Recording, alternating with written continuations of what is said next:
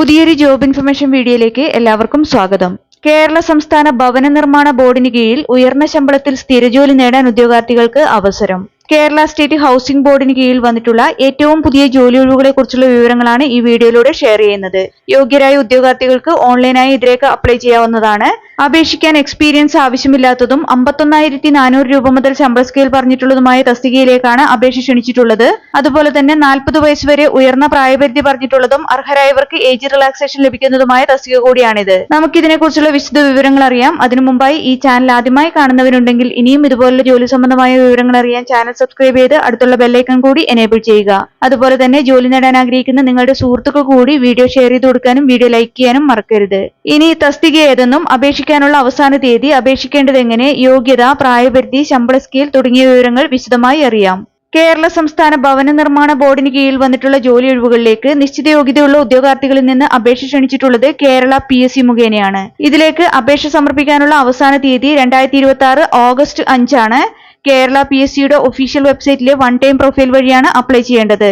ഭവന നിർമ്മാണ ബോർഡിന് കീഴിൽ അസിസ്റ്റന്റ് എഞ്ചിനീയർ തസ്തികയിലേക്കുള്ള സ്ഥിര നിയമനത്തിനായാണ് ഉദ്യോഗാർത്ഥികൾക്ക് ഇപ്പോൾ അപേക്ഷിക്കാവുന്നത്. ഇലക്ട്രിക്കൽ വിഭാഗത്തിലുള്ള അസിസ്റ്റന്റ് എഞ്ചിനീയർ തസ്തികയാണ്. ശമ്പള സ്കെയിൽ 51,400 രൂപ മുതൽ 1,10,300 രൂപ വരെയാണ്. ഈ തസ്തികയുടെ കാറ്റഗറി നമ്പർ 044/2026 ആണ്.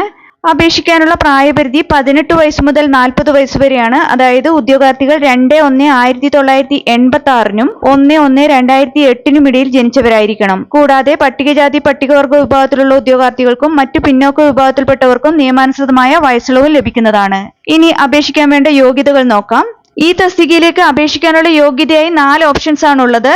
ആദ്യത്തെ ഓപ്ഷൻ, ഒരു UGC അംഗീകൃത സർവകലാശാലയിൽ നിന്നോ കേന്ദ്ര സർക്കാർ അല്ലെങ്കിൽ കേരള സർക്കാരാൽ സ്ഥാപിതമായ സ്ഥാപനത്തിൽ നിന്നോ ഉള്ള ഇലക്ട്രിക്കൽ ആൻഡ് ഇലക്ട്രോണിക്സ് എഞ്ചിനീയറിംഗിലുള്ള ബിരുദം അല്ലെങ്കിൽ അതിന് തത്തുല്യമായ യോഗ്യതയാണ്.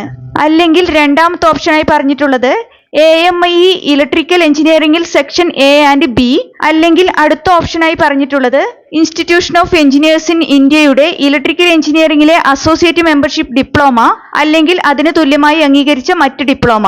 നാലാമത്തെ ഓപ്ഷനായി പറഞ്ഞിട്ടുള്ളത് ഇലക്ട്രോണിക്സ് ആൻഡ് ടെലികമ്മ്യൂണിക്കേഷൻ എഞ്ചിനീയറിംഗിലുള്ള ബിരുദം അല്ലെങ്കിൽ തത്തുല്യ യോഗ്യതയാണ്. ഈ പറഞ്ഞ 4 യോഗ്യതകളിൽ ഏതെങ്കിലും ഉള്ളവർക്ക് ഇതിലേക്ക് അപ്ലൈ ചെയ്യാവുന്നതാണ്. ഈ തസ്തികയിലേക്ക് അപേക്ഷ സമർപ്പിക്കാനുള്ള അവസാന തീയതി 2026 ഓഗസ്റ്റ് 5 ആണ്. കേരള PSCയുടെ ഒഫീഷ്യൽ വെബ്സൈറ്റിലെ വൺ ടൈം പ്രൊഫൈൽ വഴിയാണ് അപ്ലൈ ചെയ്യേണ്ടത്. വൺ ടൈം രജിസ്ട്രേഷൻ ചെയ്യാത്ത ഉദ്യോഗാർത്ഥികൾ കേരള PSCയുടെ ഒഫീഷ്യൽ വെബ്സൈറ്റിലെ one time registration link select ചെയ്ത് വൺ ടൈം രജിസ്ട്രേഷൻ പൂർത്തിയാക്കുക.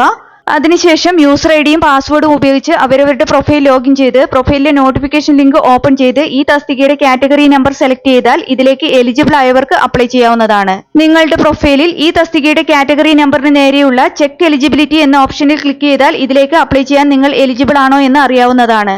കേരള PSCയുടെ ഇതുപോലുള്ള വിവിധ തസ്തികകളിലെ മത്സര പരീക്ഷകൾക്ക് തയ്യാറെടുക്കുന്ന ഉദ്യോഗാർത്ഥികൾക്ക് പ്രിപ്പയർ ചെയ്യാൻ ഉപകരിക്കുന്ന ബുക്സ് ഈ വീഡിയോടൊപ്പം ടാഗ് ചെയ്ത് കൊടുത്തിട്ടുണ്ട്. താല്പര്യമുള്ളവർക്ക് ഓൺലൈനായി പർച്ചേസ് ചെയ്യാവുന്നതാണ്. താല്പര്യമുള്ള യോഗ്യരായ ഉദ്യോഗാർത്ഥികൾ ഈ അവസരം പരമാവധി പ്രയോജനപ്പെടുത്തുക. 2026 ഓഗസ്റ്റ് 5 മുമ്പായി തന്നെ അപേക്ഷ ഓൺലൈനായി സമർപ്പിക്കാൻ ശ്രദ്ധിക്കുക. വീഡിയോ ഉപകാരപ്രദമായ ലൈക്ക് ചെയ്യാനും ഷെയർ ചെയ്യാനും മറക്കരുത്.